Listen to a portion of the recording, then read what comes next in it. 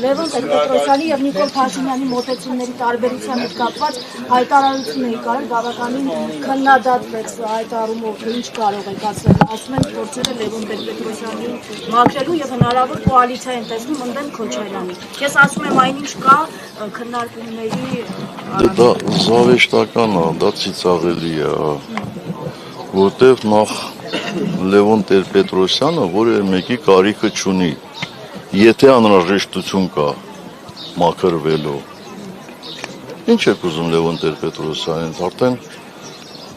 տևական ժամանակա չկա քաղաքականության մեջ։ 80 տարեկան Աստված ևս մի 10-20 տարի կյանք տա։ Այսինքն, եթե ես նպատակ ունենայի, ցանկություն ունենայի միավորվելու, եթե հիշում եք, Լևոն Տեր-Պետրոսյանը բազմաթիվ նախաձեռնություններ ա ունեցել, եւ միջև ընտրություններ, եւ ընտրություններից հետո ես կմիանայի։ Ասենք ես ինչ որ մեկից վախեցել եմ, չեմ միավորվել, ինչի մասին է խոսքը։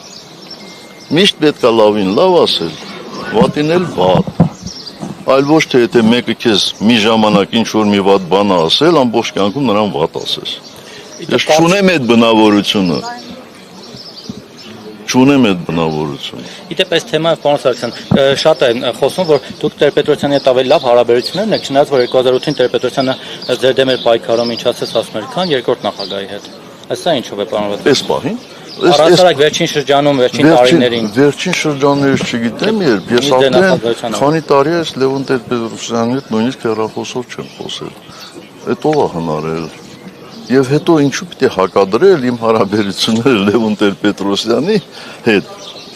իմ հարաբերություններին Ռոբերտ Քոչարյանի հետ կամ մեկ ուրիշի հետ։ Ասում են նույնիսկ աջակցում եք կամ ֆինանսավորում եք իրենց ընտրությունների ընթացքում լավ հարաբերություն, այսպեսի մամուլում հրապարակումներ են։ Դե գիտեք, ես չգիտեմ դա ով է ասում, ով որ ասում է, երևի ինքը շատ ֆինանսներ ունի,